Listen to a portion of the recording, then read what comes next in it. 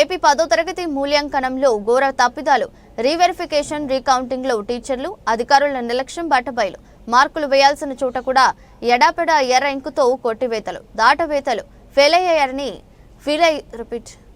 Fail అయ్యారని ఫలితాలు చూపడంతో కళాశాలల్లో ప్రవేశాలు కోల్పోయిన విద్యార్థులు, పిల్లల జీవితాలతో ఉపాధ్యాయులు, అధికారులు చెలగాటమాడుకున్నారంటున్న తల్లిదండ్రులు.